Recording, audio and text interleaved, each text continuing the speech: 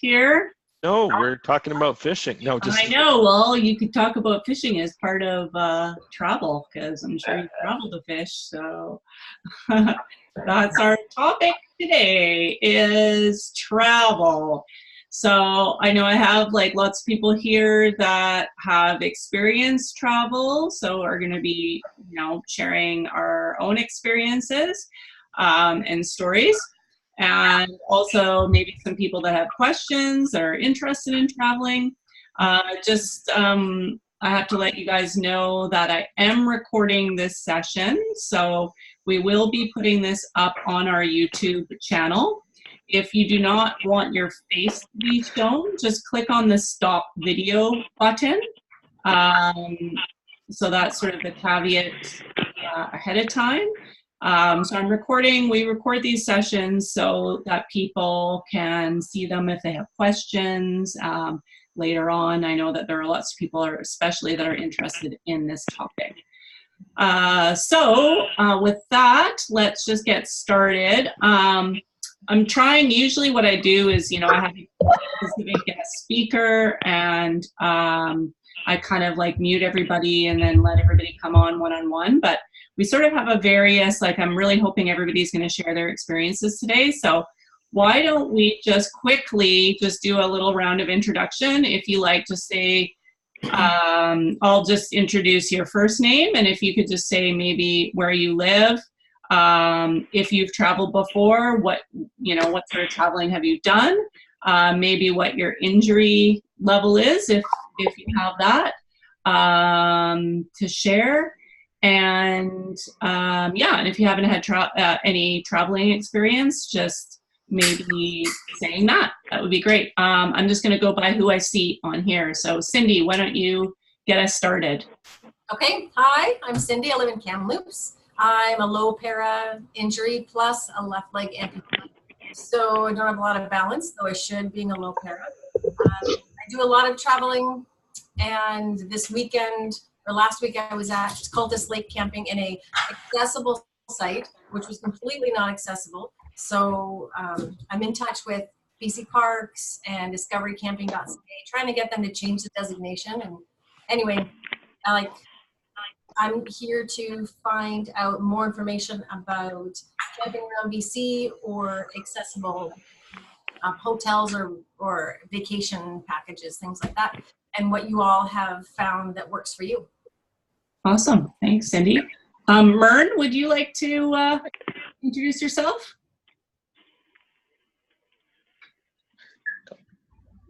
Was that me?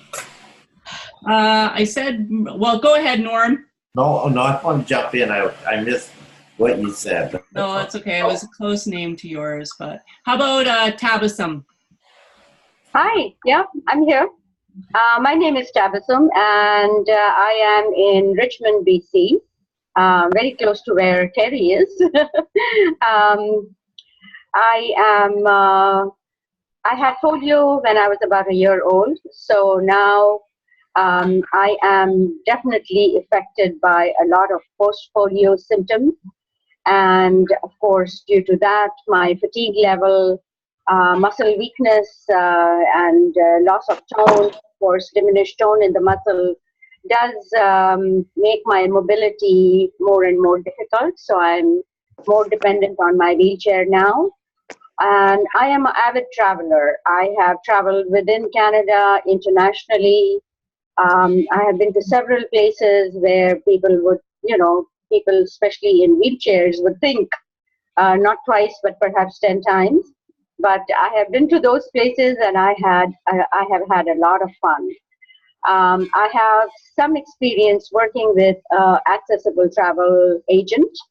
And, I was working with them as an accessible travel specialist until my mom suffered a stroke in February. And, I just had to drop everything and take care of mom and, of course, look after the house and do all the house chores and all that. But I have quite, I have lots of experience as well as know-how of what to ask, how to find accessible accommodations, tours, transportation, airfare, airport transfers, etc.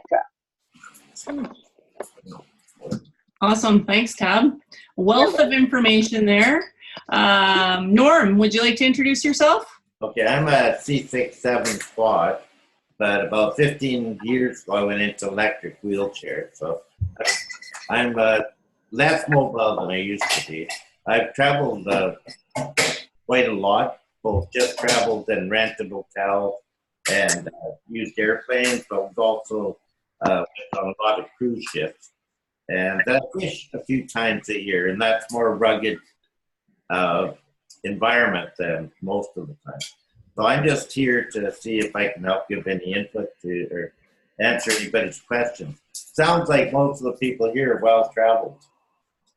Yeah, I'll definitely have some questions because this video too that we're also recording will be available to be on our YouTube. So if anyone has any questions that they're thinking about, you know, a newer injury or someone that hasn't traveled before, we can direct them straight to this too, right? So I forgot the last person's name, but Tabasum. are you aware of the place up in Okanagan that's available for rental? Like, where was that, Jim? Really? Yeah. Is that question for me? Yeah, I can't remember the name of the place, but Kim Belchuk told me that they've gone up there and rented a place. That was very reasonable. Hey, Norm, this is Roger. I think you're talking about Auger Lake. It's in Summerland. Did you hear me? Yeah, I don't know if you heard that, Norm, but Auger Lake, A-G-U-R. Yes, it's very accessible, and you know, the cabins as well as the trails over there, they are beautiful, and it's all very accessible. My question would be for Cindy once the introductions are done, because I am definitely interested in Cultus Lake accommodation. Okay. Okay. Bert, do you want to introduce yourself? Hi, I'm Bert Abbott. I live in Parksville. I've traveled quite a bit. I was injured T6 25 years ago. Most of my travels like Hawaii or sticking to North America.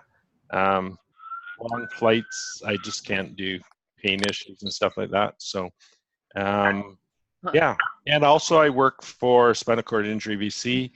I work on the Infoline, and there's a ton of information on travel in there.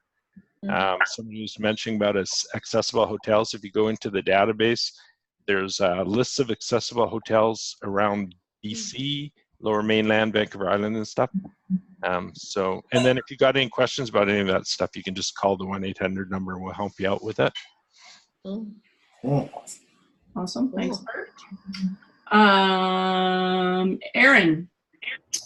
Hi, I'm Aaron. I'm a C5 quadriplegic. I live in Chilliwack. Like the last fellow there, I've done a lot of travel within North America since my injury. Hawaii, New Orleans, Cancun, but a lot of travel in BC too that's sports-based. And Carrie, I'm sure you'll bring up the Chilliwack accessible cabins that they just opened up this past weekend here for the people that were inquiring. I don't know if you were in on that. Where is that? Sorry? Where are the accessible cabins? So the Chilliwack accessible cabins at the Maple Bay campsite, actually SCI BC just had a grand opening on July 20th. I wasn't involved, but Ryan was a big part of that.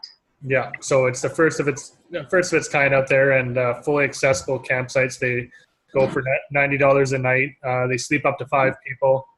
I don't mean to steal your thunder here, Terry. No, go ahead. And yeah, like another, you guys are talking about the Okanagan. I've been to Auger Lake, and another really great one is the Abilitas Lodge up in Merritt. Yes, that one is. I was going to bring that up. That is also a very beautiful. Yeah, very very nice place. it's a working ranch. So, you know, if you actually get to experience life on a ranch. Yeah, and it doesn't get much more accessible than that in terms of accommodations. Yeah. All right, sorry, Aaron. Oh, that's my 2 bits. Okay, Nancy. Hi, everybody. Hope you can hear me. Nancy, is there a way that you can like speak up a little bit or come closer to your mic? Yeah, just a second. Put the mic on.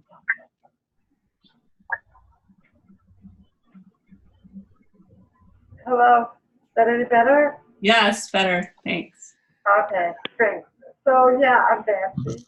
I'm originally from Newfoundland, but I moved here close to 6 years ago. So I'm in Burnaby now, and I've traveled since like early to mid 70s. So I traveled to Europe.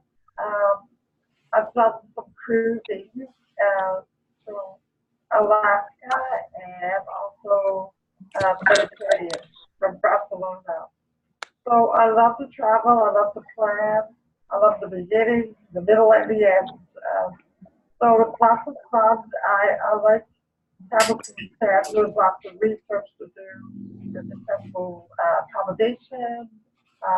With my particular situation, I have muscular dystrophy, so I have to request a special, like a special bed, so I can be more comfortable.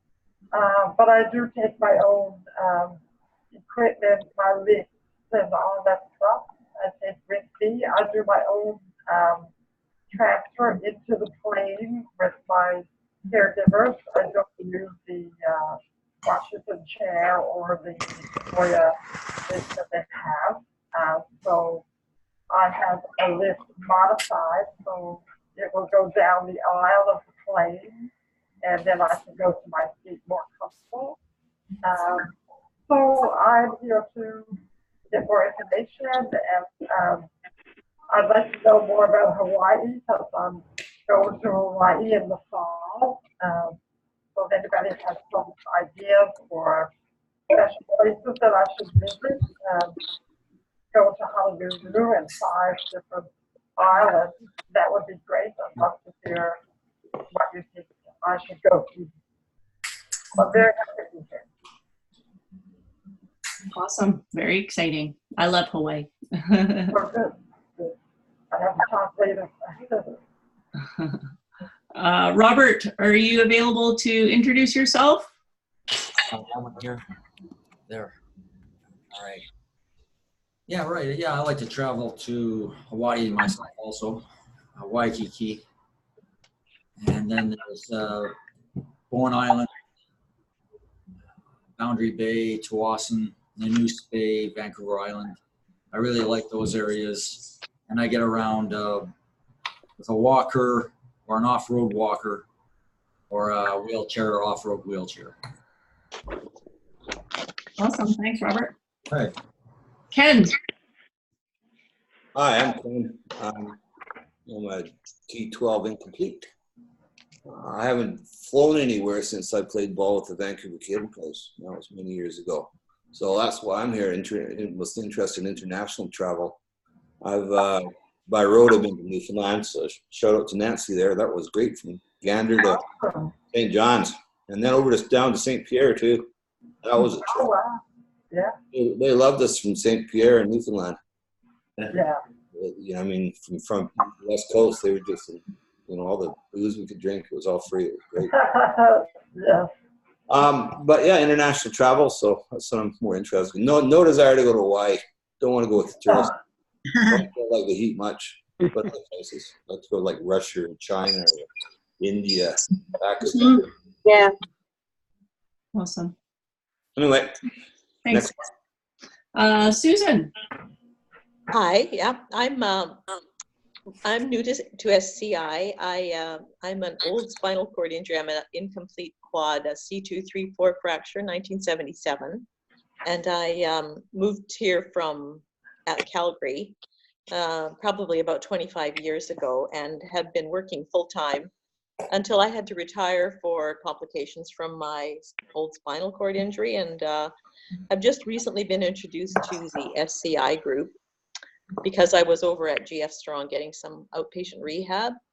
And so I'm just really new to this. And I wanted to join the teleconference today just to find out a bit of information about how do you make it easier to travel with a spinal cord injury. I've always just traveled without getting any extra additional help when I've traveled, except if I had family traveling along with. So I'm wondering, I'm actually flying down to Montreal in the fall by myself to take a cruise down to Boston. And I'll be traveling alone on the airplane. So I'm just wondering how I might be able to make that easier for myself going alone. I'm a bit nervous about going alone, actually.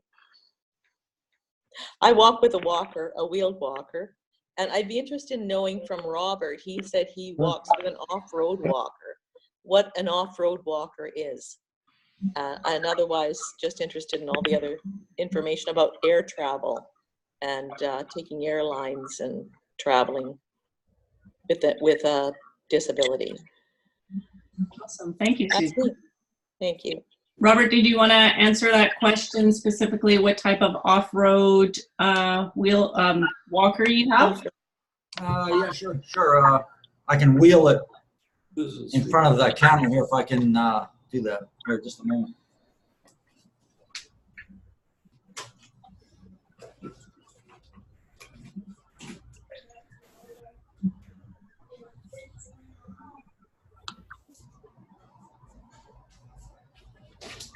I'm using it as a laundry basket right now. Okay, multi-use, perfect. It's hard to see. There's something like covering your screen a little bit. Oh, there we go. Okay. Yeah, that's better. I just can't see it just yet. Yeah. Oh, I see. Yeah. Oh, I see. I'll remove the laundry so you can. Remove the laundry. Right. So. Does it have pneumatic wheels? Is that what makes it off-road? Can you see this? Oh. Right. Okay. Cool. Very nice. And what's the brand name? It's called Trionic. Trionic. Trionic. Lift it up again. You can see the wheels. Yeah. They're they're air filled. It looks like. The wheels are 14 inches. Okay. There's four. Oh, the front two are. Wow, that's got a little cam in that, so they go up and down with the bumps. I see. Or something. So, do you ever get a flat tire? I just got it, so. Okay. I've only had it a few months. Well, who did you buy it from? Do you mind if I ask? Craigslist. Got it half price. I mean, they're very expensive. But they break down, if you can still see it. You can push the handles down like that. Or pull them right up. And then it compresses. Okay. And the wheels come off. I guess the brakes are always engaged, and then in case you fall down or lose them or something, and then you disengage the brakes by pulling the handle. I never use the brakes. Danger man. Yeah, it's just, that's how that works. So because it's got air-filled tires, does that make it easier to walk on gravel and sand and stuff like that? Yeah, exactly. Right. Oh, okay. Trionic. Okay, thanks. I'll check that out. Thank you. Robert, do you mind, like there's a little chat box down below. You can just click on the chat button. You can just type that name in there, Trionic, just so, you know, everybody can see it, and then I can save it for later as well. Good idea. Thank you. Roger, would you like to introduce yourself next? Hello, it's Roger. Roger, can you turn your mic up? Here? Yeah, better. Okay. Well, I'm not from quite as far east as Nancy, but pretty close, Nova Scotia originally, although I've been here almost 30 years, so I guess I'm West Coast now. And don't travel a lot so much as I used to, but mostly road trips lately. But I've had a fair bit of experience with other type of travel. But I'm just here to learn and see what's new out there. And if there's anything I can add to it, I'm a bit, I guess, unique C5-6 quad, but I'm a big guy, which has its own challenges when you're trying to determine what is supposed to be accessible travel and accommodations and so on and so forth. So yeah, that's me. Awesome. Thanks, Roger. Danielle? Yes, I'm a real klutz when it comes to the IT, so I've been trying to get online. Here I am. So my name is Danielle Hayes. I live in Vancouver. I am a stroke survivor, and as of 2010, I did a considerable amount of traveling when I was able-bodied, previous to 2010, and I have made a few trips since then with a person with disability, and one of them to Hawaii, as a matter of fact. Oh. And it was, you might be interested in that, because Hawaii, especially around Waikiki, the buses are totally accessible, and they also have what is equivalent to our hop on, hop off type of tour buses that have a lift for wheelchairs. And they also have at Waikiki Beach, if you get there early enough, they have the Moby mats and Moby chairs, and the Moby mats will take you right from the pavement down to the water's edge. And then the Moby chairs can float, so they need someone to push you down the Moby mat and into the water, and hopefully you won't drift off to Japan. There are a number of really good restaurants in Waikiki that are totally accessible, especially around the Hilton Hotel. Hi, Norm here. I've been to Waikiki as well. How did you access the chairs that enabled you to get into the water?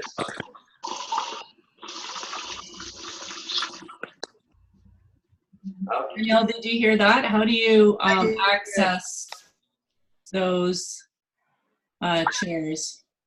How do you access those chairs? You're inside the inside the hotel. Now there's a couple of Hiltons, I believe. So it's the one that's furthest to the east, I believe. And you have to go through the hotel, and you go to the information desk and inquire as to whether there are any available, and they'll say yes or no. And so if there is one available, then they'll lead you to where they are, and you can use them. If you can transfer from your chair to the Moby chair, that is really great, and I think there will be some people to assist you unless you travel with your own care aide or staff, as Roger does. And so it's I have found in general that places where people tend to retire, like Hawaii and Mexico, and they have more accessibility. And also cities that have sponsored Paralympics, because they have to make accommodations for Paralympian athletes, they will have accessible accommodation, accessible hotels, hopefully. But I urge you to do your homework and not only double check, but triple check, because sometimes people's interpretation of accessibility is totally different than our interpretation of accessibility. What was the name of the hotel that provided the chairs? What was the name of the hotel? What? That provided the chairs. It was Hilton, right? The Hilton. It was Hilton, yes. Okay, great, thanks. Yes, it's a Hilton, and if you get on the, well, yes, I have a funny story. So I went by way of a cruise ship, and and I was using my manual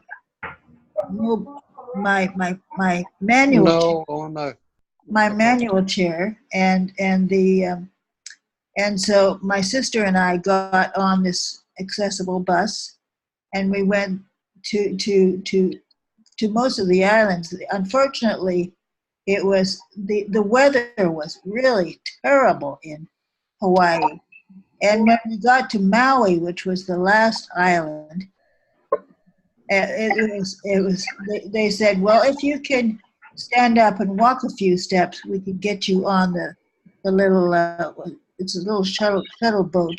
Can't remember the name of it. And anyway, so it take the tender. That's right, the tender, and take you into shore. So I said, yeah, I can do that. So got me onto the tender, got off the tender, got on shore, and went to the, scooted around under the trees and took some photographs and so on. But then on the way back, the wind had picked up to hurricane force. So there was a vertical drop of 3 feet between the where you get off the tender and where you're supposed to step on the platform for the cruise ship. Oh boy. So I had one person on my right and one person on my left, and they said, 1, 2, 3, take a big step. So I safely landed on the platform, and I got in my chair. And the next day, I had a passenger come up to me, and she said, we all held our breath till you got on the platform. I think primarily because they were all behind me. There was one lady, I think, who did a face plant, and she was able-bodied. Oh dear. Wow. Very. Hey, Danielle, Yes, was that just this April? that was this past March. Wait a minute. No, it was March. Let me see. No, not this past. Was it this past? No, the March before. Okay, because I went at the end of this March, April, and it was the exact same situation. Sounds like the same kind of cruise, and Yeah. the tender boat was the seas were high, and nobody could get off the second day. That's right. Yes. Yeah, you're stuck if everybody actually is stuck if you can't go ashore. The seas are too rough. That's the captain's call. Right. The Thanks, captain's Sandy. call is also whether a person in a wheelchair or mobility device gets off the ship to begin with. Yes, exactly. There you go. If anyone has some like tips and stuff, I encourage you to also maybe type it into the little chat box. If you don't see it, there should be a little chat button. And then I can save that. I usually put it in my newsletter at a later date. So. I would add to that. If sometimes in a wheelchair, I had the same experience with a tender boat, and they said, well, you're in a wheelchair, you can't go. And sometimes you just have to put your foot down and say, yeah, I paid a whack of money. Yeah, to exactly. go on this cruise, and I want to go on that island. You figure it out. And I think my drop was 1, 2, 3, and then it dropped like 6 feet. But I did go on the island. Good. I just wanted to also add, if you are going on a cruise to anywhere, book an accessible stateroom early on, because many of the other passengers who are totally able-bodied will book an accessible room because they think it has more space, and so you have to book it early on, and book a room midship, and preferably lower down in the part of the ship. So the first time I took a repositioning cruise down from Vancouver down to LA, and my sister had booked it. See, she had wanted to have. She had a very romantic notion about seeing the whole coastline, of course, from Vancouver all the way down to LA. But we were totally fogged in. It was October, and she put us on the deck 15, which was the same deck as the captain, and it was like clinging to a flagpole. And we steamed out of Vancouver, and it was totally fogged in. It didn't brighten up until we got down to California. I asked a question. But sometimes you don't have a choice. Sometimes the accessible rooms are way on the ends of the ship. I recently took a cruise to Alaska on Holland America, one of the Holland America ships. Yeah. And my cabin was perfect. It was accessible. It had wider doors. It was a large cabin. However, the walk from the elevator, which was the midship, not even front of the ship, midship, yes, to my cabin was a long one. And I am so glad that I took my power chair. Otherwise, well, I would have probably had a good time, but I would have come home with sore elbows and sore shoulders because yes, those hallways are very, very long. I mean, you're looking at, over 2,000 people on the ship. Yes. With crew and everyone, it's 2,500 people. So everybody has an accommodation on the ship. And if you are going to be, going up and down that hallway a few times a day for 1 week, that's hard. Sometimes, there is just no choice. You are asking for wheelchair accessible room, and they will give you a room wherever it is located on the ship. I'm lucky. I'm going on a 16-day cruise from Vancouver to Hawaii, and on the Eurodam, and I actually got one midship. But in Holland America, most of their large accessible rooms are in the bow of the ship. Yeah.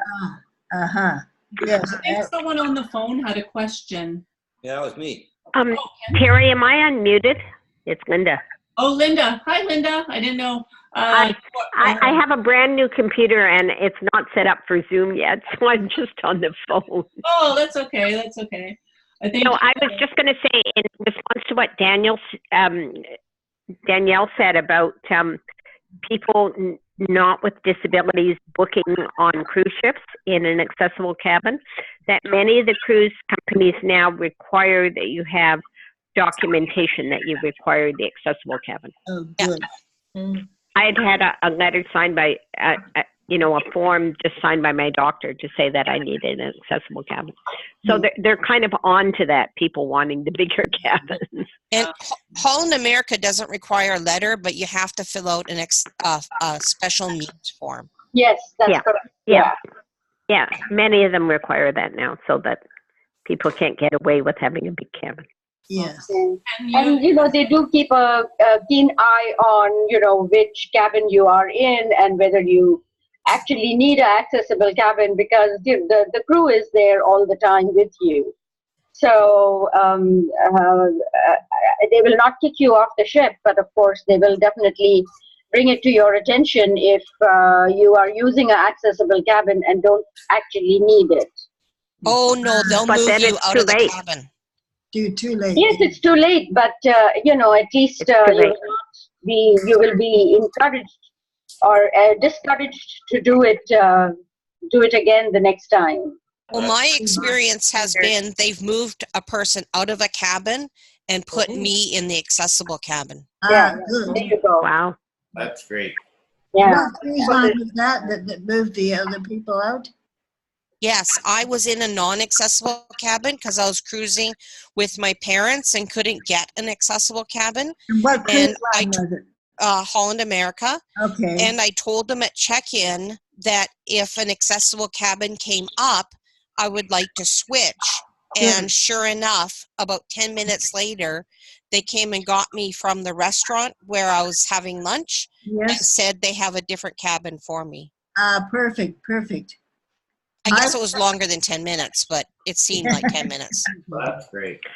I have a personal gripe against the beds that they have, of course, and I guess they're in most of the high-end hotels, Yeah. and also on I would say probably most of the cruise ships. The height of the bed is 30 inches high. Now that is table height. Oh yeah, it's crazy. That is table height. Before we get into beds, we haven't finished doing introductions yet, and Ken had a question. So, Ken, why don't you ask your cruise question? For the people that have stayed in accessible rooms, what do they find that are missing? You know, for that they sort of expected that isn't there. Bed height. Okay, we got that. Anything else? Yeah, I've experienced on the like ramp. Ramp going into the washroom. Hey, I couldn't hear that. I got some noise in the background there from some bells and whistles. Yeah, when I cruise, I find that the entrance to the washroom in the stateroom is a little bit steep because I use a floor lift to transfer, and so when you're pushing up over the ramp, I find it very difficult. And it's always carpeted. The rooms are always carpeted, so it's really hard. So that's been my experience. Carpeted rooms, geez. Yes. I know, terrible. Low pile, but carpeted rooms. Yeah.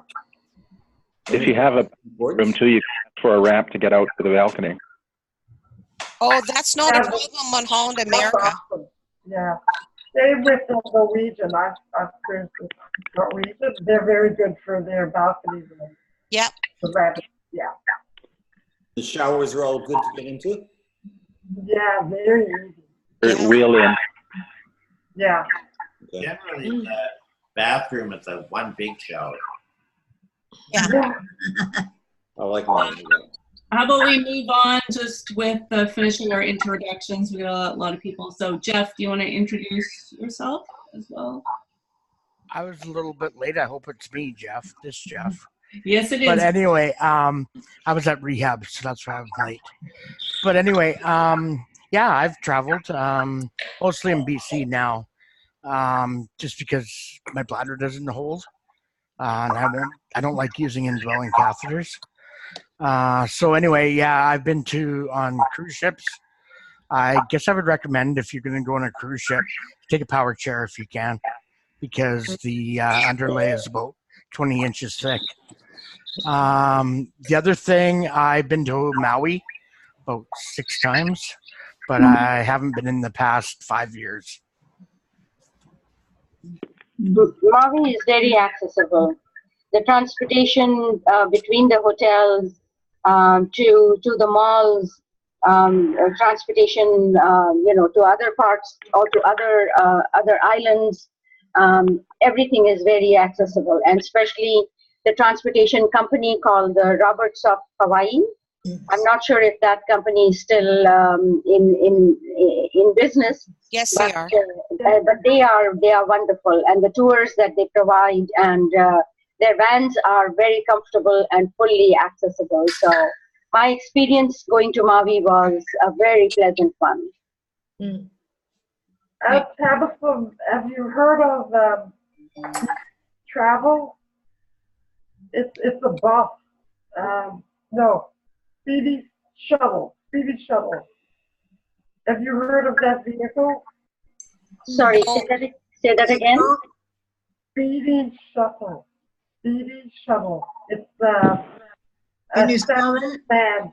Okay, I'll type it in. Okay. Just a second. Is that in Hawaii? It's in Maui. Maui. Ron, do you want to introduce yourself? Can you hear me? Yes. Yeah. Oh, yes, I'm a C5 quadriplegic, Vancouver Island. Sorry about that. Sorry, I got a frog in my throat. Okay. There we go. I've been C5 quad since 1983, and I do love to travel, mainly to Honolulu and Alaska and Vegas and most of the places that I found accessible to the max, but I always have to carry, not to carry, two people always have to come with me to transfer me from in and out of bed to the wheelchair and back and forth. And I find it a little bit on the expensive side. So I was just wondering if there's places that do have like the travel card that you travel in Canada, that the second person is free. Do you know if there's one that's worldwide? No.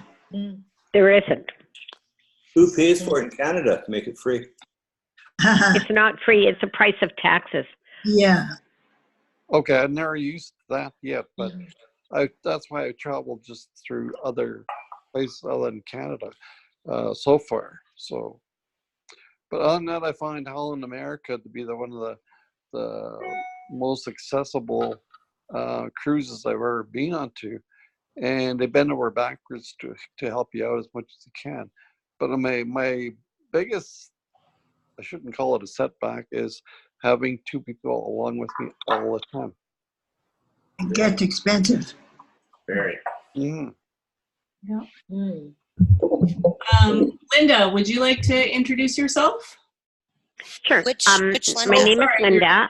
Oh, never mind. Am I muted? On the phone. Yeah, go ahead. Okay.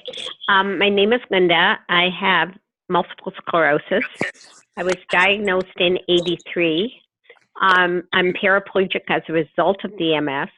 I haven't walked since 1992, and I haven't stood up in 15 years. I travel quite a bit on every continent, more than 170 countries, all in a wheelchair, and some of it alone. I can't travel alone now because I can't get myself in and out of bed. So I always travel with a friend or somebody else now. It's kind of significant, Terry, is that in September of this year, I'm going on the very first accessible Camino pilgrimage in Spain to Santiago. Yeah. And from Santiago, Leslie Ann and I are going to travel by train to Madrid and Barcelona. So I was looking up hostels in Madrid, and I sent some emails today to some hostels to say, is it manageable, wheelchair accessible? And I just got an email back from a hostel in Madrid. It said they have elevators, they have wheel-in showers, they have accessible rooms in a hostel at $24 a night. That's awesome. Wow. So you really have to just be persistent, and what I always say, you need to be pleasantly assertive. Yeah. To find ways to make it work. So I was really pleased because I sent these emails to 6 hostels last night, and I got 2 back today that said, yes, they're accessible, and they're within 0.2 kilometers of the train station where we're arriving. Fabulous. That's awesome. Oh. Thanks, Linda. I forgot that we had 2 Lindas on. So Linda online, Linda, do you want to go next? Sure. My name is Linda Marie, and I have an incomplete injury of C5 and T45, and I traveled for my job to over 60 countries. I've been to every state in the United States and 10 provinces, and also all through Japan, Australia, and New Zealand, and parts of Europe working. And now I'm a green coat at the Vancouver airport, where I provide information to the traveling public, and I continue travel. I'm the one that's been talking about Holland America, going to Maui, where I was happy to get an accessible room, and I only booked that trip about 3 weeks ago. And yeah, I was really surprised. And I've just come back from being in St. Louis for 3.5 weeks, and had an interesting trip down there on United Airlines, but I can answer any questions you have about the airport and traveling, because I use a walker, and I help a lot of people with a variety of disabilities at the airport, getting through security and out to the planes. Good. I got a question for that, if you don't mind. Go ahead, Ken. I've never flown in the wheelchair besides like long ago. So just, can you give me the procedure of just like I arrive at the airport in my power chair? Yep. Well, then what? Then how do I get to my seat? Where do they put my power chair and all that stuff? Just real quick. Well, you have two options when you check in with your airline. Your airline is responsible for getting you to your seat, utilizing the services of the company at the airport that does the assistant. So let's say it's Air Canada. So you check in with Air Canada, you can opt to either remain in your wheelchair or get out of your wheelchair, be transferred into a airport Air Canada regular manual wheelchair. Some of the manual wheelchairs at the airport actually have a power assist on them to help the person who's actually pushing you in the wheelchair, and they will assist you through security. There is a separate line for people with disabilities going through security, where they will do a pat down or whatever. So you're already checked in at this point in time. You have your boarding card. You go to the gate. You are pre-boarded. If you're unable to walk, there's a variety of different ways they can get you onto the plane. An aisle chair. There's another type of device that's more like a It's called an eagle lift. I forgot the name of the other lift, but it's more like suspends you between two. It's more like a clothesline that suspends you between.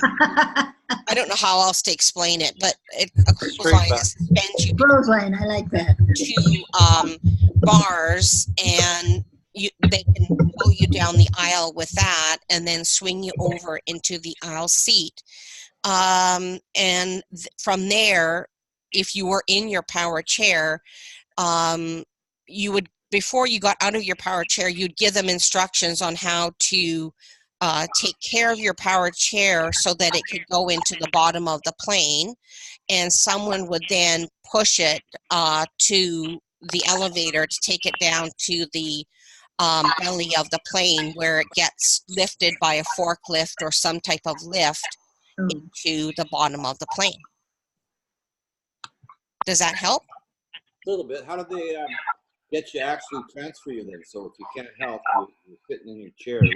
Is this like, it sounds like a cherry picker, if you know what that is.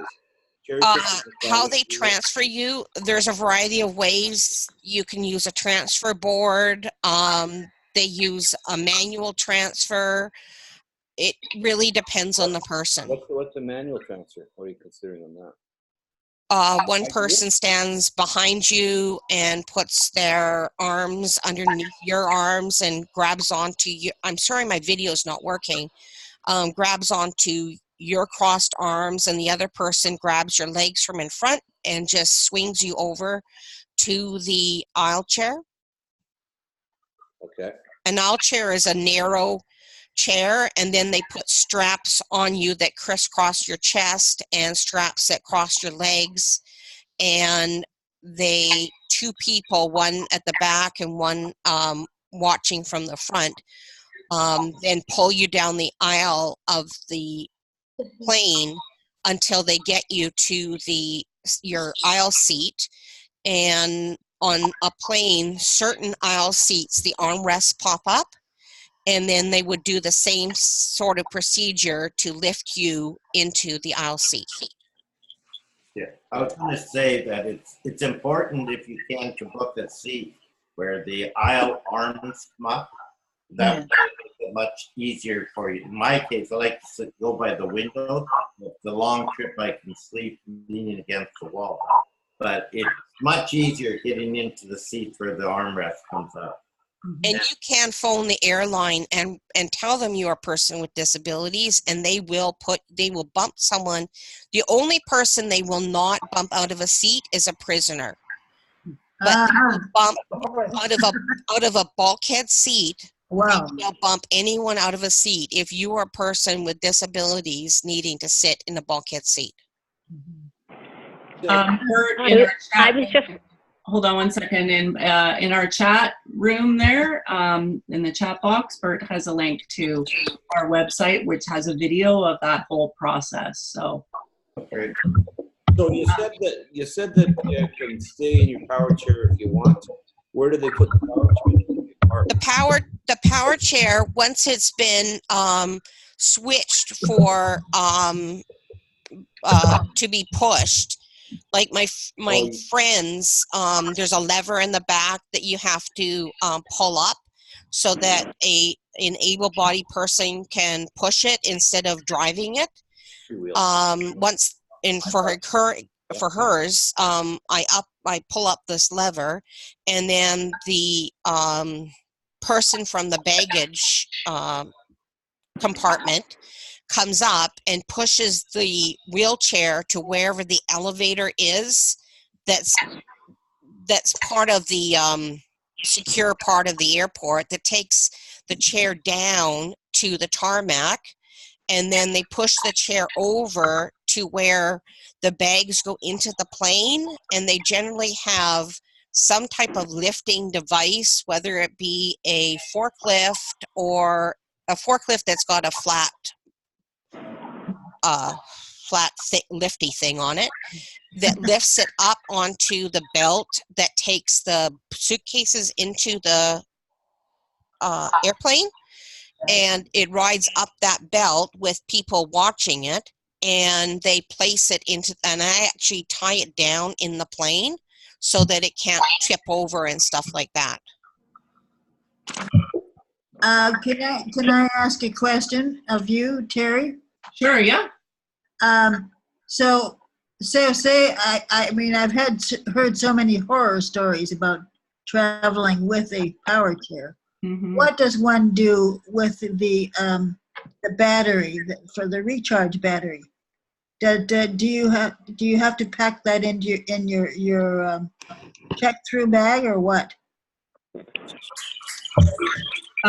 Roger might be a good question, or Nancy be able to answer that better than me. I think you have to. Go ahead, Roger. Roger. So things have changed a lot. In the past, people would typically travel with what I'll call wet cell, lead acid batteries. Most of the batteries today are some type of a gel battery. Gel sealed. So that's safe to carry on the airline. The key is to carry documentation with you, so the airline knows what you have, because sometimes they may have to place your chair on the side, for example, and they want to make sure that it's not a spillable battery that you have. So 100%, travel with some type of gel or sealed battery.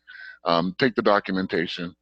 And what I've done with my wheelchairs is I've actually also built a lever so that I can shut everything off of my chair without disconnecting everything, because the airline will want you to disconnect. They don't want to cause sparks or any of that sort of thing. And I've never had any problem. Once I let them know how I've designed it, they actually appreciate it.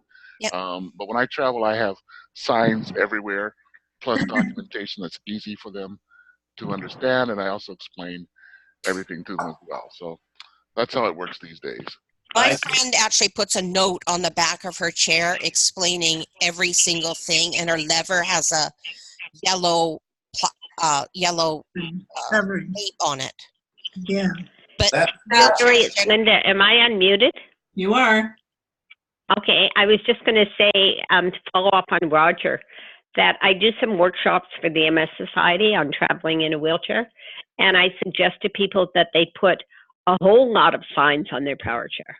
Yeah. Signs all over, like, this is the power, don't turn this off, don't move this foot pedal, and put like 15 notes on your chair if you need to. And to go back with the clutches, that every chair has clutches, and if you turn them off, then any power chair can be pushed. One thing I would recommend, I do work at the airport and I do talk to these guys in baggage, is anything that is removable from your wheelchair, you should remove. Take it with you. My friend removes her headrest.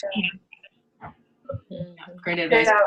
Can I just like to to add something, Air Canada has a list on their website. It's a form, the stuff that you're keeping with yourself that you took off your chair and stuff that you're leaving on your chair, so they're aware when you reach your destination that the things that you said were supposed to be on your chair will be there. It's their responsibility. I'd just like to add too about what Roger said about the gel cell battery. Because I am on a ventilator, I need my battery in the plane with me, and I have special permission to do that. So I let Air Canada know ahead of time that that's going to happen. So but they're quite fine with that because it's gel cell, there's nothing dangerous to the plane. So just to know that if you do need a battery in the plane, it is possible. The other thing is if you really are, I mean, the price has gotten so close now, there's really not a big reason to have wet cells, but if you do, I found in the past that I would pack them myself and then, get to the airport some other means, or go to the airport and then pack my batteries, because they don't always have the proper casing for them either. But again, I would recommend just get the gel or sealed today. There's no really reason to have the other type of batteries anyway. And then they can remain in your wheelchair. That's correct. Sure. I've never had a problem with my power chair either. I've taken it on a cruise ship, and it was on its side, and it was fine.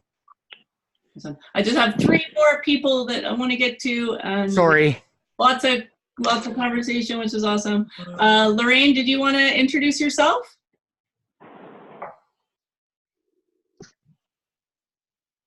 I think you just muted yourself. Can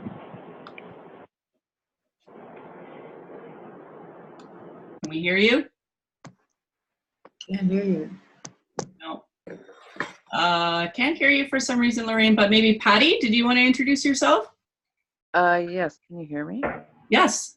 Oh, yeah, I'm Para, and I've done a lot of camping in the past, not so much anymore. And I've also done cruise ships. And I had a bad experience where I usually travel by myself, and I was told that they won't help you get into your airplane seat. And that's what I've heard. And I don't know if that's a truth, that's an untruth. I didn't hear that last bit. They tell you what? That airlines will not help you to help you with anything getting into your aisle seat. Yes, they Not true. Not true. Not true. They will. Does that depend on the airline? No, every airline is required to put you in an aisle seat. If you have a window seat, they are not required to move you over to the window seat. They will only place you in an aisle. Well, I'm glad that's changed. One time I was flying to Kamloops, and they put me beside another para. I was in the middle seat, and another para was on the side already. And I think it was time for me to get off, and they asked me to crawl on top of his lap. Oh. My wheelchair.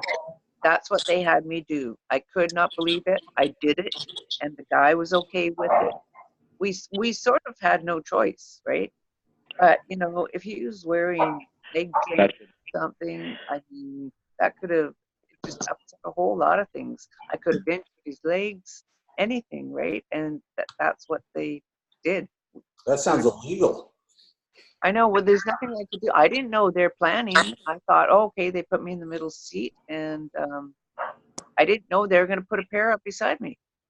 I don't think they're allowed to put 2 people with disabilities that can't get themselves off. Well, they're not anymore, I guess. But that was in the 1990s.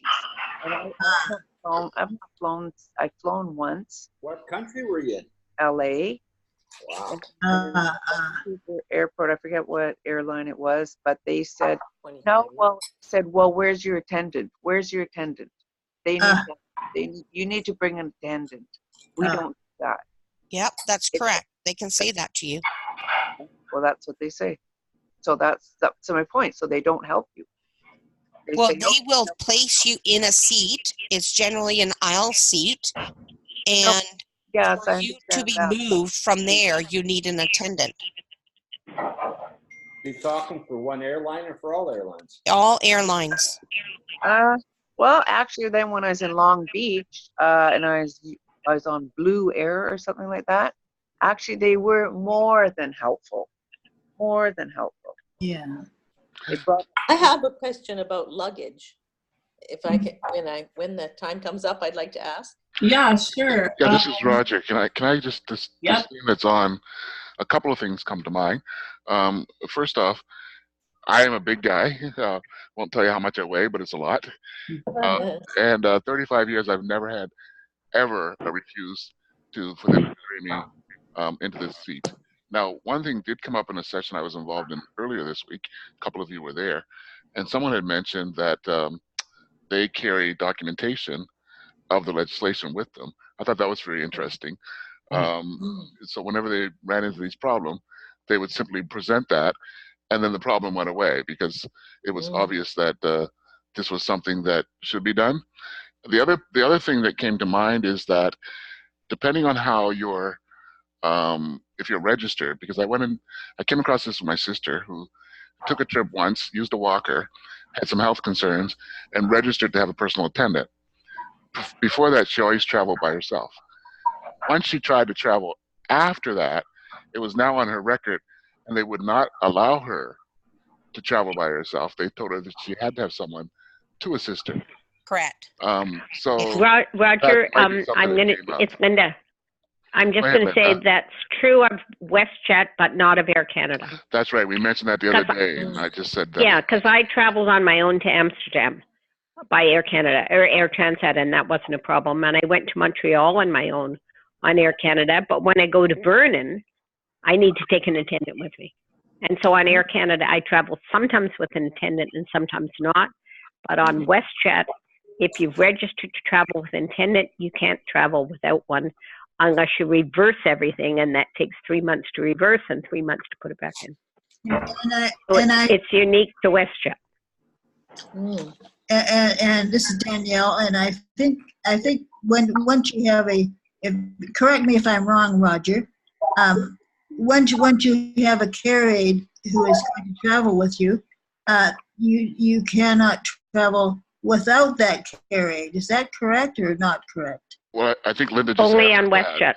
No, it's both Air Canada and WestJet. Once you're registered at the Medi desk on Air Canada or WestJet, if you try to fly that airline, so if you try to fly Air Canada, then you are required to have an attendant. Or if you try to fly WestJet, you're required to have an attendant, but that's only within Canada.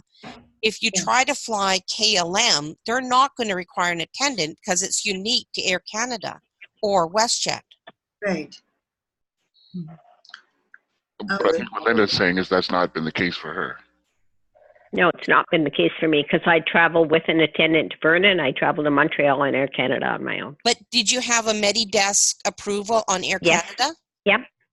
Well, I had it for 5 years, and they renew it every 3 years. I've had it for a long time. Wow. Now on WestJet, that's not the case. On WestJet, if I travel with an attendant once, then I always have to have one. Oh, that's interesting. But not on Air Canada. I had to cancel mine on Air Canada because they were requiring an attendant. Is there any other way? I've never run into that. That I would never think of? This is Danielle again. I travel to Los Angeles all the time alone with my manual chair, and on American Airlines, it's a little bit of a hassle getting onto the plane, but doable. Mm-hmm. And I usually have an aisle seat, but sometimes, or one time I had a window seat, and what they did is they just put a piece of plastic that stretched over all 3 seats and then pulled me over on the piece of plastic, so it was actually in the window. Yep. Wow. We have one more person that we haven't heard. Some other person on the phone, but I don't know who it is. So, did you want to introduce yourself, or can we hear you? It's Ross Robinson. Oh, hey, Ross. Hi. Did you want to introduce yourself to the group? Sure. I have polio since I don't remember not having it, basically. So, and I've done a lot of traveling, mostly by cruise ship, and we usually use Princess, and we haven't had. We've usually been able to secure an accessible room if you book far enough ahead, and they've been very accommodating. I hear that the point about the tenders, sometimes that can be. I am able to get up onto because I wear long leg braces and crutches, but I also have a wheelchair, a manual chair, and tenders can be a little tricky, especially if it's raining or wet. And the other problem that we've run into is on excursions, and you get on a tour bus. They're not like city transit, where most of them are level floor. There's a lot of variability in tour buses as to whether they're not very accessible for the most part. And if you want to use some other more accessible form of to make a tour, you're probably better to book that on your own or through Cruise Critic or something like that, because the tour buses, they can be difficult to get on, even able to stand up and try to navigate stairs. And some have grab bars on both sides, which is great. Any of them don't. So that's been one hassle that we've run into. But apart from that, and also I've been to Maui several times. We're going again next year, and we find it best to get a car. And there's several of the rental car agencies that, if you again book ahead, you can get a hand-controlled vehicle. So. Yeah. Wow. That's what we're doing when we go on our cruise, is we book cars at each port. And it's no extra cost to do that. It's Linda. Can I just throw in a couple of things? When I went to Hawaii, their Handy Dart type service, the handy van, picked me up from the airport. Yes. And took me back to the airport. So Nancy, for the cost of like $2.50.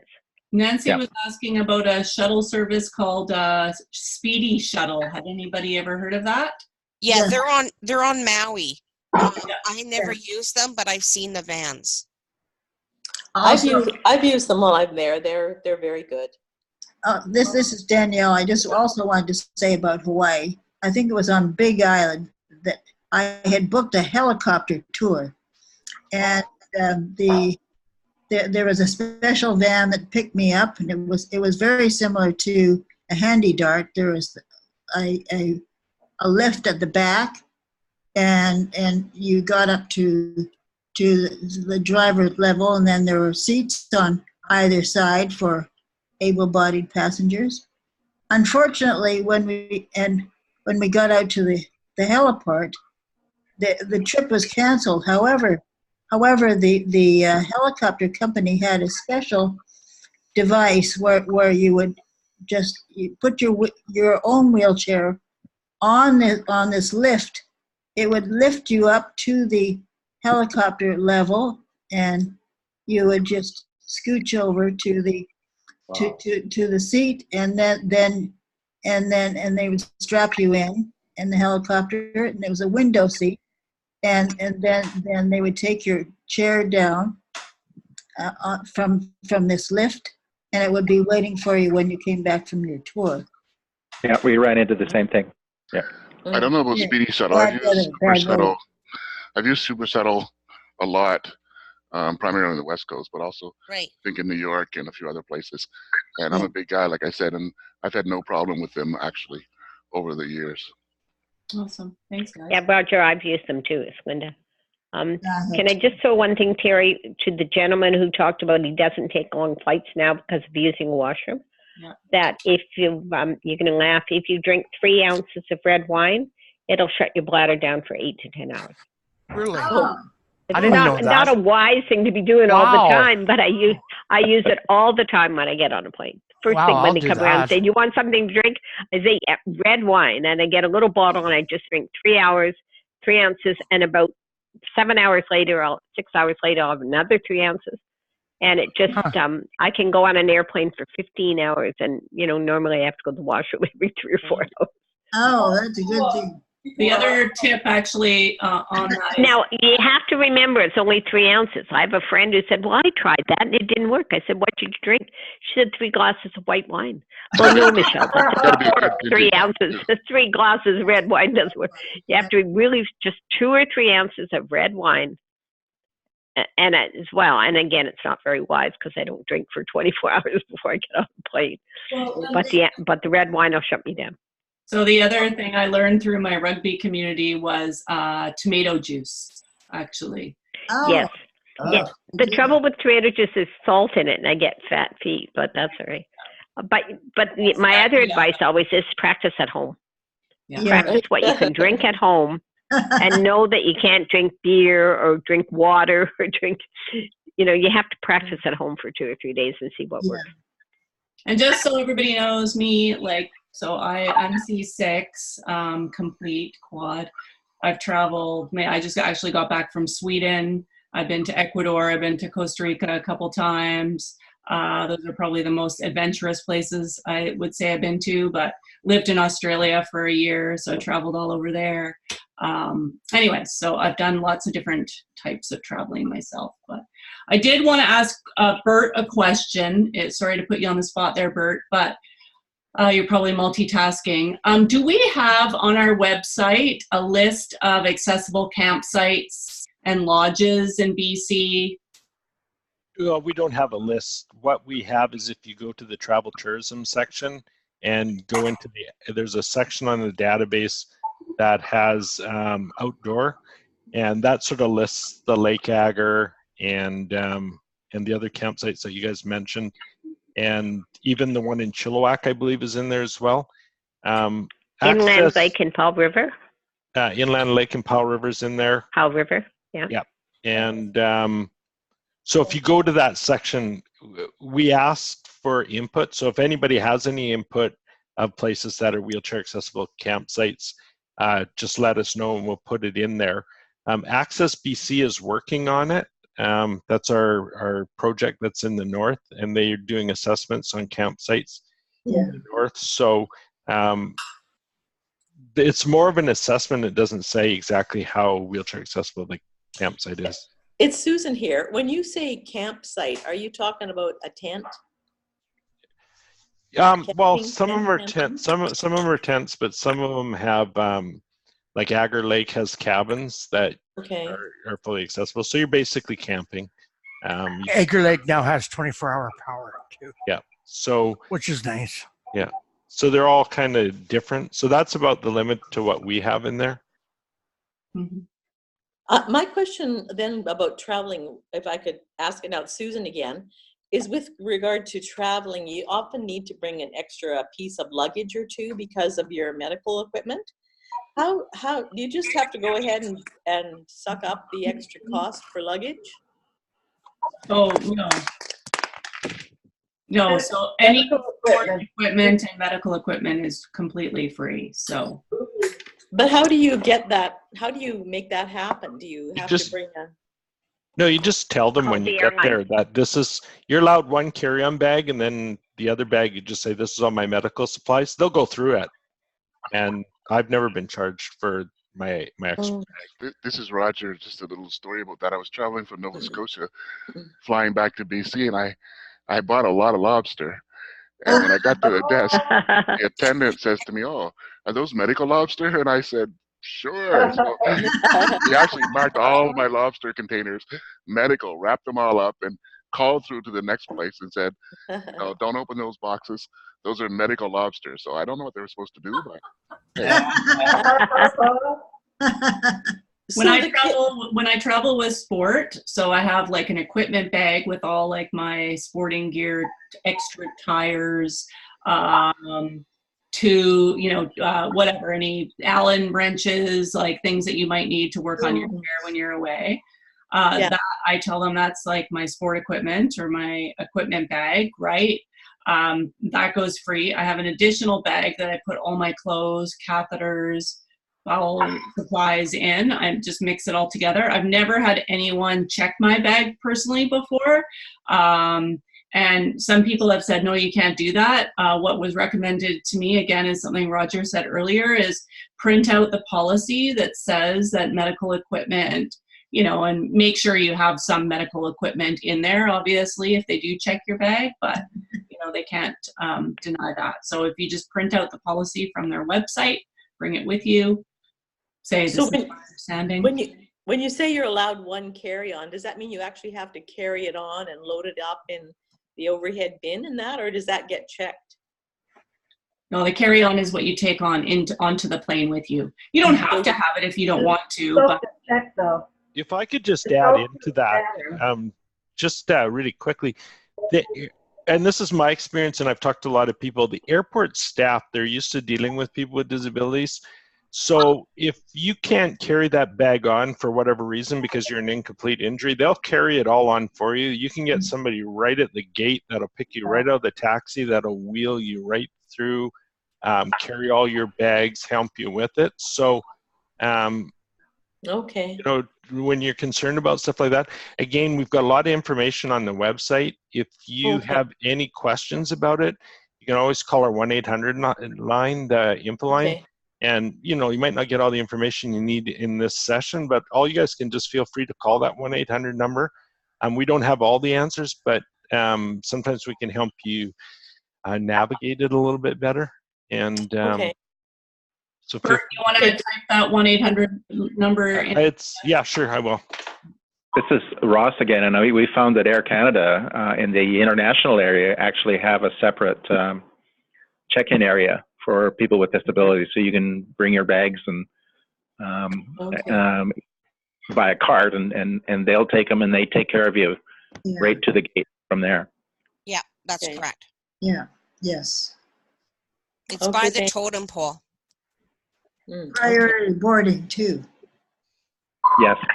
They take you by cart, or they'll take you by wheelchair through the appropriate security all the way to your gate. Yes. Yep. The only thing I have to say about arriving at the airport is you have to get to the airline. That's the only thing you're responsible for, is getting to the airline check-in counter. Okay. That's right. And I would add to all of that. I mean, you have to take control and be a little bit verbal, because otherwise, they know what they're doing and stuff, but everybody's individual. So that's true. They don't know. So, for example, with myself, I don't have any problems at all.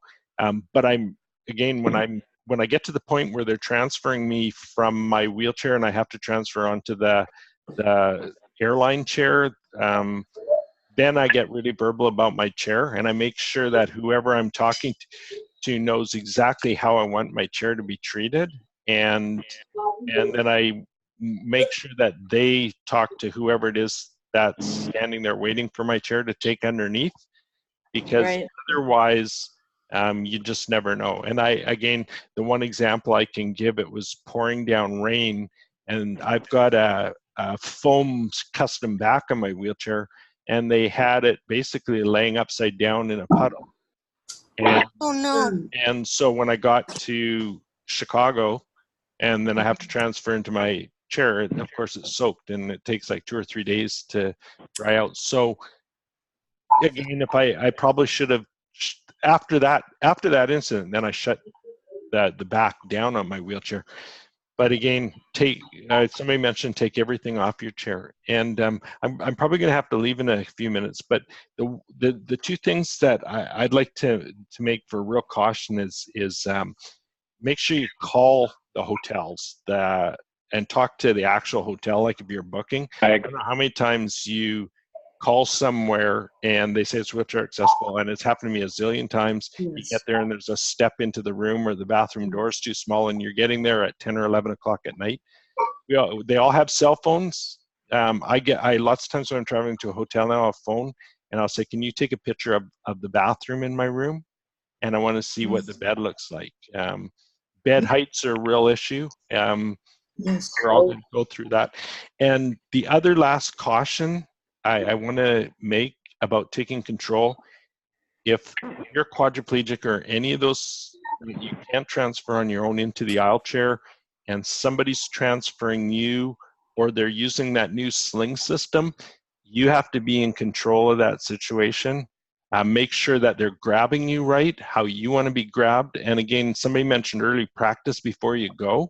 It's a good idea. Just recently, there's been 3 people that I know personally that have been dropped, either transferring onto the aisle chair or using that new system, and not just dropped, but 2 of them with quite severe concussions. Oh. So that was my question earlier. I was wanting to know if they would help you because I travel by myself. I was wanting to know if on the airplanes they'd help you into your seat. Yeah, they will. And but again, but you have to tell them. Yeah, the onus is kind of on you to, like, for example, when they've transferred me, a couple times they've given, I'm a big guy too, like I'm not as big as Roger. Sorry, Roger. No. But they've given this small little person to pick me up, and I've had to say no. Yeah. You may have the, but I don't think you can pick me up. I'm not confident. And they've brought in a couple big guys that do the baggage handling to move me, because I wasn't confident with the people that, and I'm a paraplegic, so most of the time I can transfer myself, but there's been a couple times where for whatever reason they've booked the plane wrong, and I've had to sort of transfer at a weird angle. So then you need help, but no, you have to take control of those situations. You want to avoid anything that's going to ruin your vacation. Yeah. And, you just have to really be pleasantly assertive. Yes. Yeah. Yes. Also, I wonder how. Like, no use getting mad and nasty. You just have to be really pleasantly assertive. I don't believe anyone. Go ahead, Ken. You had a question there? Anyways, that's it. I just wanted to say, I wonder how the airline treats it for WCG. They're not allowed to lift over 60 pounds each, isn't it? Yeah. Right. Divide up Roger there. We got a few people lifting them up. Yeah. The bed thing, Danielle, you were talking about. Sign a release form for that one. Why is everybody picking on Roger? Danielle, you were talking about the bed thing earlier. So one of the things that I do, because yes, the beds are so high now, I just get them to remove the frame on the bed. On the frame. Oh, good. Yeah, and so it's lowered. So yeah, that's what they do. Sometimes I've had to get them to remove doors so I can get into bathrooms. Oh, yes. Those are kinds of the things that I've had to deal with for sure. I've had that experience on cruise ships, and they say we cannot remove our frames on our beds, and they decided for But the they can remove the box spring. pillow tops, and they've done all the separate rooms with those extra big pillow tops, which I find annoying because it's a wheelchair accessible room. Mm-hmm. Exactly. Yeah, but there's some way, like legs or box spring, or as everyone else was saying, there's usually something that they can do to make it a bit lower. I don't know how they are on cruise ships. Everything's bolted down. It's through our peer coffees and calls to the Infoline, there's a lot of people are just not traveling anymore, specifically for the bed heights. Yes. And the challenge is a lot of the beds, they don't have wheels, but they have the baseboard. So if somebody needs a Hoyer lift to get in and out of bed, they can't go. And we've under the bed. Yeah, and so we've been lobbying, the tourism industries and whatnot to make these changes, to make them all accessible. And Terry's right, they'll take the box spring out, but for me, I'm really tall. And if they take the box spring out, then I have the opposite problem, because the bed's so spongy that I don't have enough to get back in my chair. it's Ah. too low. So Right. so there's there's been situations where the last I slept on the couch because I can get in the bed, but I could get it on and off the couch. So again, those are just things that if I always encourage people, make sure that you write and complain in a nice way. In a nice way to let them know. Person will spend their life writing and complaining about wheelchair issues. I've been 40 years, as long as I've been in a wheelchair. Does anyone know of any hotels or places wherever throughout the world that have lifts in them already? No. I don't think so. No. What are you asking? What has lifts? Are you asking? In hotels? No. In the room. Oh, you mean like a swing lift or something like that? Are you Yeah, like talking a ceiling international? lift or a lift for a bed. Roger, what were you? Are you talking international or BC? Either. Yes, there are definitely international, and there are some lists online. If any of you are members of the Accessible Travel Facebook site, it's been brought up there a few times. So I don't remember exactly where the lists are, but definitely the information's there. Okay, awesome. Pass that information on. Yeah. Do you normally travel with like a portable lift? Like, is that what you do if you need a lift? Is that more common? Or you can rent them if it's on a cruise. All I know. I used to travel with like, well, we still used to pivot transfers, but recently I use an overhead lift. I used to use a tension mounted one, but I had some trouble a few times on cruises to get the right ceiling. So now I have a standalone overhead lift. It's a little bit more bulky, but then they don't have to worry about carpets and getting under beds. That's one of the problems with roll-in Hoya type lifts. So I find, given that you don't pay on the airlines or cruise ships or anything, we just carry now the overhead standalone Voyager type lift, easy track systems or something, and I just make my own bags, make it easy for my staff. So, a couple of ski bags, and it works great. Great. Thanks. I was just going to throw out for people with information that we've gone to Puerto Vallarta in Mexico a couple of times, and we stay in the oldest hotel in Puerto Vallarta. That's right on the edge of the Melancon, which is a mile and a half, 2 lanes of traffic across with no cars, just right on the river. And last year they put in 3 rooms with wheel-in showers, totally accessible. What's the name of the hotel, Linda? The Rositas. It's called which? Rositas. It's okay, I've already booked my room for next February. Nobody can take it. Can you spell that? Rositas. Spell it. R-O-S-I-T-A. R-O-S-I-T. I-T. Oh, Rosita, like little rose. Yes, okay. Rosita. Like R-O-S-I-T. And it's right on the river and has a pool. And there's an organization called Beach Crossers, and I rented from them a raised toilet seat, and they will rent lifts as well and deliver it to your hotel and pick it up daily. It's called Beach what? Beach Crossers. Crosser. And they rent wheelchair chairs, beach wheelchairs. They rent everything. Oh, good. Now, are the pools accessible? No. No. But see, I don't use the lift to get in the pool. I only use it to get out. And what I generally do, because I'm smaller than Roger, I just coerce 2 teenagers sitting on the side of the pool and lift me up back in my chair. Yes, I had a similar experience.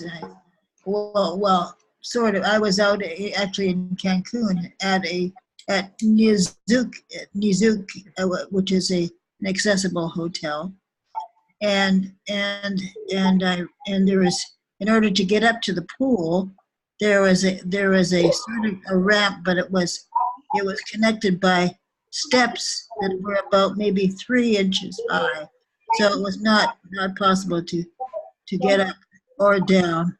that easily. So I just had a couple of hefty Mexicans come and lift me up and take me up to the top where the pole was. So after a couple of days, they called me La Reina, which means the queen. Lorraine. Yeah, no, I can't go up the stairs. I'm out of stairs are not my best friends. No. Cindy, we haven't heard much from you. I've just been taking everything in. Okay. Which is good. My husband and I are planning on going to Florida next March, though, and we're looking for accessible activities there. Near Clearwater Beach, I guess, is where they usually go. But I've been trying to look online to see what's available, and I'm just wondering if anybody's been to Southwest Florida and if they have any recommendations. And what happened when you Googled that, accessible Florida? Well, I ended up getting a few hits on renting a beach chair, but I didn't see a lot of activities that were promoted as an accessible excursion. Oh, that's interesting. Okay, so. I do have a friend that lives in Florida that is in a chair. I can ask for you, Cindy. Thank you. Yeah. You should be able to find things because of the U.S. ADA.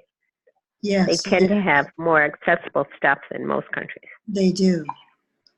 And you're going to be on the West Coast, which is the Fort Myers side. Yes. Yeah. The Yeah, my father had a condo in Fort Myers. I used to go visit him whenever I needed summer clothes. Yes. But I went parasailing. They took me parasailing. Oh. Well, and there's Sanibel Island, which is a little further south too. Yep. But it's all sand essentially. Yes, I've been to Florida, and I found with my walker, it's Susan here, that it was almost impossible to walk on those beautiful beaches with my regular old walker. So I'm going to look into that walker that Robert showed us earlier. Yeah. Norm, Jeff, Rob, Ron, you guys have been pretty quiet. I thought there were a lot of good comments. One of the things, in addition to tank controls, so important. But I think when you're traveling on an airplane, always make sure they bring your electric wheelchair to the plane. Otherwise, you can be sitting sometimes hours waiting for your wheelchair. Okay. But they always make sure they take care of it quickly when the plane's being held up or something. Right. Good point. Yeah, Liebert. And it's next to impossible to use a wheelchair washroom in a airline Oh yes. An airline wheelchair because I need 3-way foot pedals and different heights and next to impossible to use it. Yeah, so the red wine tip is very helpful. Yes, exactly. The red wine. I know, and I've had other people who've tried it, and I hooked up a gentleman who was going to visit his family in Britain, and he sent me a postcard when he got there, and I got a postcard back that said, it worked. Yeah, it'll shut you down for... Every 7 hours, you have another 3 ounces? Oh, no, about every 6 ounces, about every 6 hours. I'll go 6 hours. But, you buy those little bottles of red wine on the plane. Yeah. When they come around, you buy a little bottle, and you can't drink it all. You drink just 2 or 3 ounces, and then a few hours later, 5 or 6 hours later, have another. For some unknown reason, when I have one bottle of wine, it seems to come with another one. Save that for the trip back. I did. I tell you, one time, Doug and I were going to Portugal, my partner, and our plane went from Vancouver to Portland, Oregon, and then from Portland over to Heathrow, and then from Heathrow to Lisbon. And when we got to Portland, because your booze is free once you're outside of Canada, And they said, what would you like to drink? I said, red wine. And I was getting an elbow from Doug all the time. What do you mean you're going to drink? You've got 10 hours to go before you hit a washroom. I said, why do you think I'm drinking the red wine? That's exactly why I'm drinking it. I used to do the same thing, like when I would travel. Even when I traveled to Australia, I couldn't use the bathroom on the flight, so I would just try to hold it in or not drink. But as I'm getting older, I'm really getting dehydrated now. I just cannot do that. Even just flying to Ottawa a little while ago, I felt so nauseous afterwards. So this time when I flew to Sweden, I did choose to put an indwelling catheter in. And I do have to say I felt so much better, because it takes like 2 days after you dehydrate yourself to rehydrate again.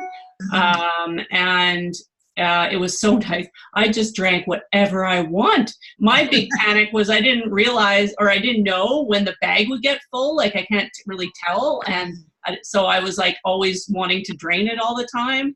And my partner is like, it's fine. You're fine. Don't worry about it. But I'm like, no, check it again. I don't know. Or that it was kinked or something. I don't know. Yeah. It's really. And even if you don't drink, you still have to go pee. Even if I don't drink for 24 hours, I still have to go pee. Oh, exactly. Yeah. You guys describe the washrooms. Why can't you go to the washroom? I don't get it. Because you can't walk. It's just the hassle. I personally. So if you got there, can you use the washroom, shut the door, and use the facilities? So my experience is I don't fit in the bathroom, so I usually do it from my chair. I do catheters from my chair. The aisle chair that you're on, that they take you to the bathroom in, is very small. It barely fits in there. I'm almost 6 feet tall. I don't know how anyone else transfers onto a toilet, but even if I was to do that, it's like virtually impossible. I have nowhere for my legs to go. So I tried it with the door open, because they couldn't close the door from the aisle chair. And then they just like pulled a curtain across, but it still didn't work. So I just gave up.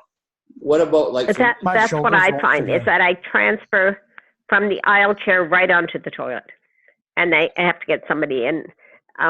When I went to Nepal, they had a guy who was holding up the curtain, and my friend Barb was there. She said, we'll have a lady, please. Yeah. Because they just hold up a towel or a curtain so you can transfer from the aisle chair right onto the toilet. And coming back is a bit of a trick, but. Yeah. What was your question? Okay. Ken, you won't fit. Is there grab bars in the toilets to stand up to pee? Yes, I tried. I went on a flight to New York, which is about a 6-hour flight, and I got one of the attendants to take me from my seat, and I just held on to her until I got to the bathroom, and turned around, and there was a grab bar, and I sat on the toilet, did my business, and washed my hands, and then knocked on the door when I was ready to come out, and she was there to walk me back to my seat. But for some, if you can walk. Yes, I can walk. Yeah. And Ken, I don't know whether and I'm not, again, the door is so narrow. Yeah, I can't fit think my you shoulders might get through in the there, door. but I don't know whether, because I know you can. I would have trouble getting in, and even if I could stand, it's pretty tight. No, but you could get to the washroom, in my case, I don't know how the front of the chair, get into the doorway, then stand up, have somebody pull the chair back, shut the door. But if you can't stand up.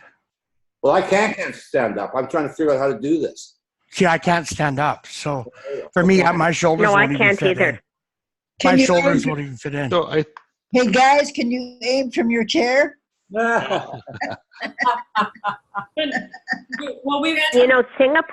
Singapore Airlines has two planes, and I think Air Canada has one, that 2 adjoining washrooms, they can take the wall down in between, and then you can wheel right in the washroom in your power chair.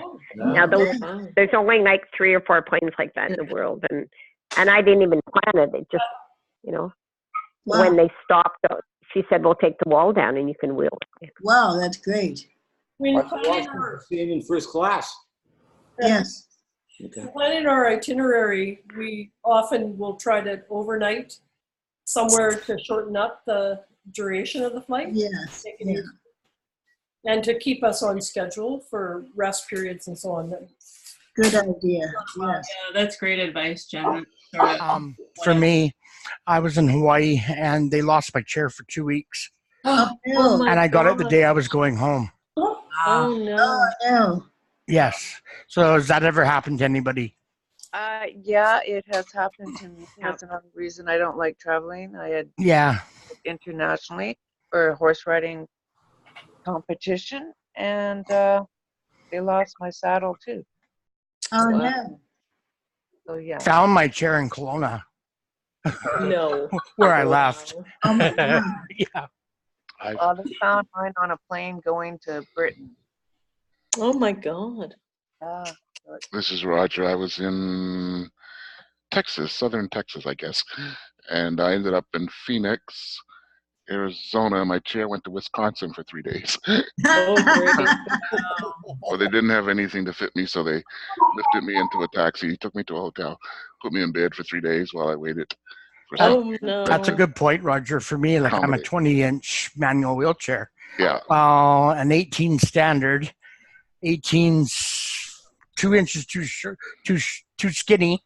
So I mean, I made it into an EJ, but it was hell. Yeah, you can go on the SCIBC. I give a little plug to them website and talk about my trip to Venezuela, which was my first trip, and they actually thought my wheelchair was a bomb. Oh my God. They took it apart and confiscated it, and it's a whole journey. I could, but that was a very interesting. It's a really good article. It's in Spin Magazine, wasn't it, Roger? No, it's in the blog section on the website on the main page. If you go to at the top, I've got one in there too when I went to Washington D.C. and the story that I have that's in there is they load you on a forklift. They put you in the Washington chair and they strap you in. Yeah. And then they put you in a forklift and you go up to get onto the airplane via the forklift. And well, the forklift that I was on ran out of gas when I was halfway. Oh dear. So rather than being the first person loaded on, everybody else loaded on, and they were all looking at me. And I was at like 90 degrees on the tarmac, and I was pissed off to say the least. And when I finally did get on the airplane, everybody was really quiet, and my wife was feeling herself laughing. They all thought I was Hannibal Lecter. And so everybody was. So you never know what to expect, and I think, again, keep a sense of humor when you're doing that, because otherwise that's gonna be. You have to. Blow your brain out. I have pictures on Whitehorse when Air Canada made arrangements. I think it was Yukon Air or something, to have the portable tarmac thing for the plane, because the airline I was on didn't have anything, and when I arrived, they wouldn't give it to them.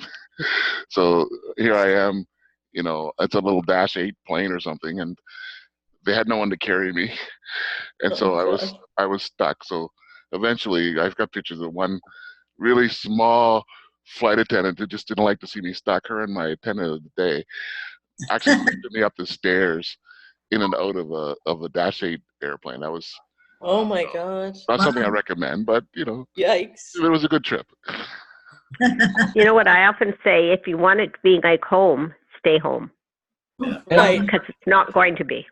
The other thing that's really important that I got to mention too is like if your wheelchair does go missing, I always recommend that if you have like a Roho cushion or any special cushion that you need, take that on the plane with you too. They won't say no. You can take as much stuff off your wheelchair as you need to take on, but even if you've got the right cushion, at least you can even sit on a bench.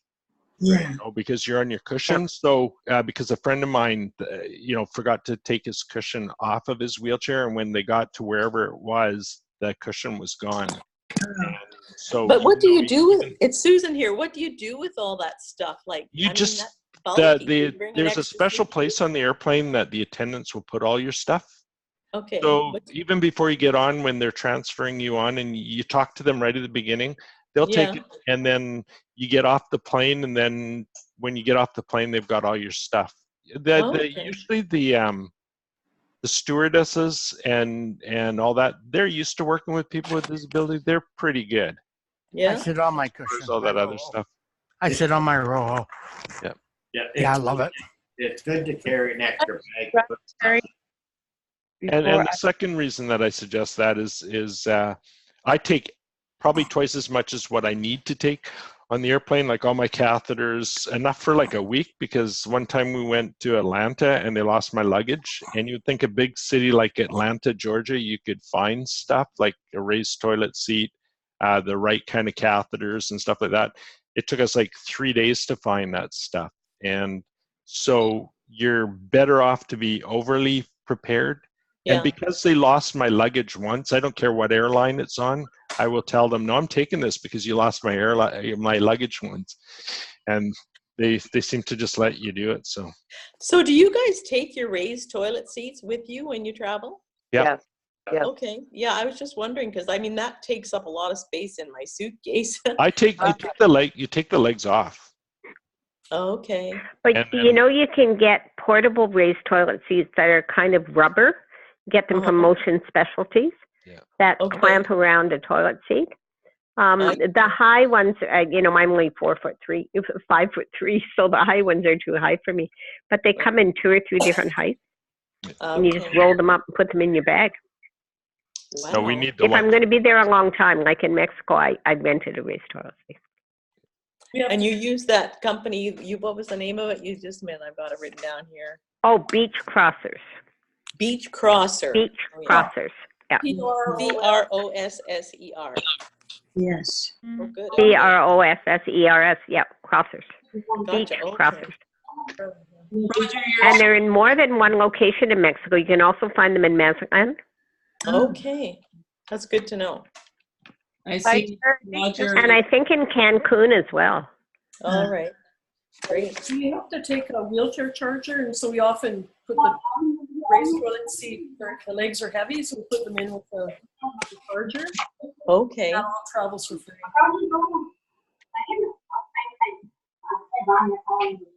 Roger, you're sharing. Oh, there we go. You were sharing your screen there for a second. Yeah.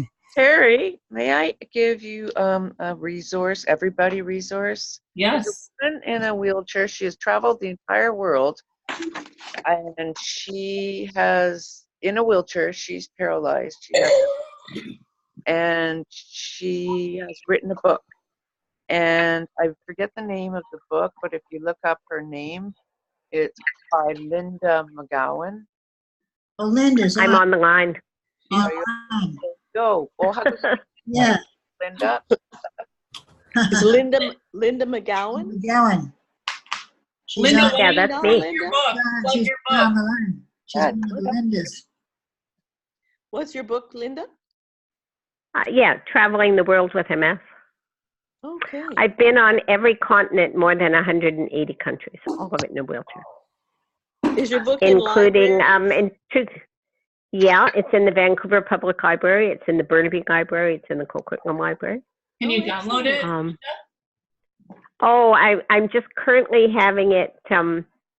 No, you can't download. I'm currently having it read to make it an audio book. Oh, cool. I've got somebody reading for it right now, so I can publish it because the CNIB is often asking. They say, "Isn't this an audio book?" But it will be, I expect, by Christmas time. Oh, excellent. Well, I'm going to go get that book. Great. Yeah.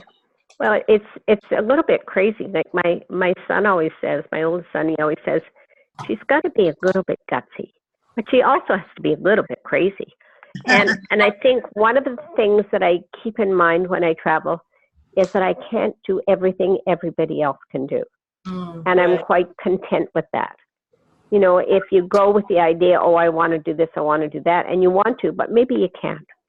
Right. And that's all right. You know, when I went to Britain, I went by myself. And before I left, my kids said, now, Mom, what do you do if you get there and it's not accessible? I said, then I find a good secondhand bookstore and a nice bed and breakfast, and I sit by the water and read for 3.5 weeks. And I'm fine with that. But as it turned out, I went to Ireland and Scotland and Wales That's fantastic. and Britain, all through Britain, and traveled on trains. Yes. I was just going to throw out, if people are looking for accessible transportation, when you go away, I Google like accessible Amsterdam. I'm going to Camino in September. I just search accessible Camino. Okay. And if you use the word accessible in the name of the place you're going, then quite often it will lead you to 5 or 6 different websites that you can find out. Also, if you Google accessible Japan or accessible England or accessible France, it will several websites that you can also do If some I might want to add to that, Linda, is against my own belief system, I often use other words like handicap, and I'll find lots of stuff. Yep. Yeah, you have to make it. But the world is You know, when I wrote to these hostels in Spain, you know, I said, I need to know if it's wheelchair accessible. Can I fit in the door? Can I fit in the bathroom door? How high are the beds? Do you have a lift? Because, you know, they'll say, oh, it's accessible, but there's 2 flights of stairs to get up to your room. Oh, you have to be really, really clear about what you need. Yes. Right. The Well, world that's fantastic. so much more accessible. It's amazing. You know, you went to Paris, you get around all the buses, London. Yeah. It's changed so much in the last 10 years. You know, I was going to say I was on a cruise to Japan 2 years ago, and it was on Celebrity. And it's the second time I've gone with Celebrity. And when we got to shore, when they had shuttles into town, if they weren't wheelchair accessible, they provided me with a wheelchair cab. And the cruise line paid for it. Oh. Yes. Yeah. Good. Right. Now, I don't think all cruise lines will do that, but Celebrity has done it for me twice. Wow. Yeah. That's good to know. Great. Yes. Princess isn't very good with their tenders. They don't, if you can't stand up and take a step, they will not take you on a tender. That's true. And Princess, the crew of Princess, and I don't know about the other cruise lines, but the entire crew has to have training, accessibility training every 2 years. Yeah. Very good. But you know what? A Princess was horrible. I traveled by myself. The stateroom they gave me was accessible. It had carpet, of course. The bed height was high. Old beds before they transferred over to the high beds, and they made sure that my sliding door didn't work. Oh. And they didn't get fixed until the night that I was leaving the next morning. Wow. Did you tell them scream? I asked for my money back, or I asked for them to pay for half of one more cruise, another cruise. And the guy that was in charge, the CEO, vice president fellow, I got that high. And he was pretty mean. He was like, nope, that's too bad. He was very sensitive to the whole subject. And so that sort of put me off cruising now. Yeah, traveling, you know, you All of guys are saying things, it's Susan again, are getting so much better. Me with the walker, I find so many places I've been have cobblestone streets. How do you cope on a cobblestone street? You don't. Well, Yeah, exactly. I travel with a manual chair. I never take my power. I use power at home all the time. My power chair has been as far as Victoria. I travel with a manual chair, and I have my old Quickie has mountain bike tires, and I have stroller handles. I have a cousin in Ontario who's a physio, and she'll travel with me. But she told me, she said, I will not go unless you have stroller handles. Unless you have and what? the stroller handles make a stroller handle. And you can get them from Advanced Mobility or Motion Specialist. They cost about $200. But Stroller it handle. means that, not for me, but for your pusher. Because they can adjust the height. And the first time we went to Mexico with Doug, he said, "Oh, we don't need those handles." I said, "Yes, we do." But he can lean on them and put the front of my chair up 14 inches onto a big curb. So they're really not for me. They're for your pusher or your chair cover. And I've done the Yeah, opposite. your I chair. don't travel. I used to travel with 2 chairs, manual and a power, knowing that I'm going to get places that weren't accessible. I only travel exclusively now with power chair for many years, and it just comes down to choice. So I know there's certain places I'm just not going to go anywhere. They don't carry me up mountains and things like I used to when I was a few years younger. But I have done cobblestone, like old in Puerto Rico, old San Juan. It's all cobblestone. There's usually a way to do it if you want to do it. Maybe a little bit slower, or certain places I just don't go. But usually you can still get the full experience. Don't let something like that stop you from going somewhere, because there's always a workaround. Yeah. I have a freewheel, so when I was just in Sweden, I got a chance to check it out, and it worked fantastic. It just is an extra wheel that you clip to the front of your chair, and it raises up your front wheels. Carrie, that was my next question. Does anybody use the freewheel? Because that's what I'm going to have on the Camino.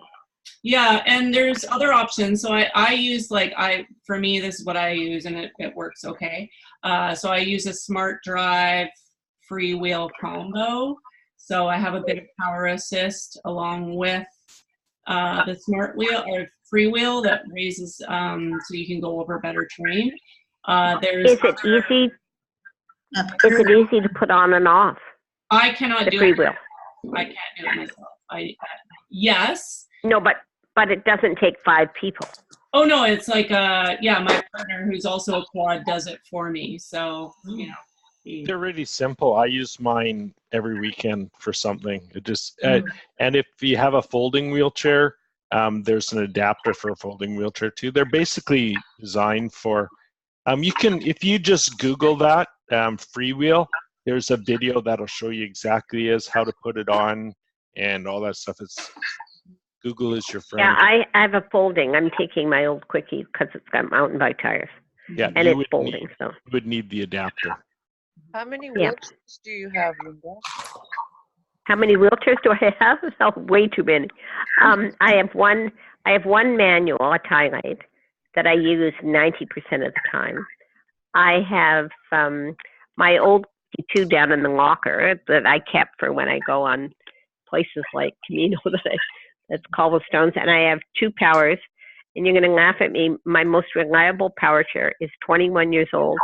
It's an old Storm Arrow.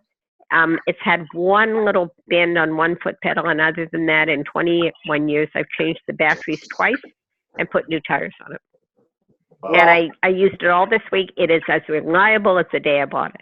And my new chair is only 8 months old, and it's the same brand. It's an Invacare, and it's been in the shop 3 times in 8 months.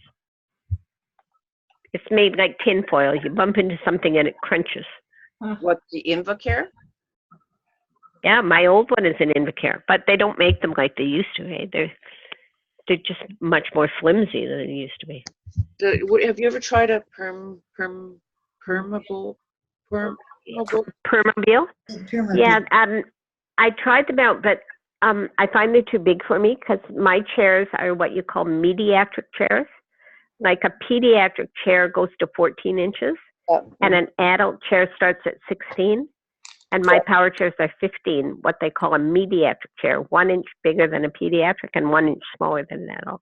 Yeah, I think most men are from injuries are in larger chairs. Us women usually are in pediatric chairs.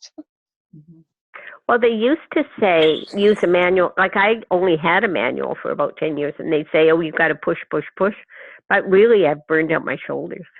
And now they're saying use power, because you're going to burn out your shoulders, and I've done that. I mean, I've been swimming front crawl just with my shoulders for over 30 years, and I've really burned out my shoulders. Well, if you have the money, there's a couple, I think 2 that I know of, power assists for manual wheelchairs. I think one goes to the back, but you have to be able, the problem is if you have a sore shoulder, you have to be able to twist around behind your wheelchair. You have a bar at the very bottom, like about 6 inches from the floor, and you have to hook at a weird angle the smart drive, they call it. And aren't Smart they drive. heavy? I can't put But yeah, mine they're on 19. myself. Yeah, you With sore shoulders and tendonitis from wheeling, you can't do it. I know I can't do it. That's the only problem Yeah. with it. Otherwise, they are plastic. So if you have someone with you, traveling with you, and they're able to pop it on for you in the morning, I even leave mine on all the time. Wow. The only time I take it off, it doesn't work, or yeah, it needs to go out for service. All right, it's after 4 o'clock, everyone. Okay.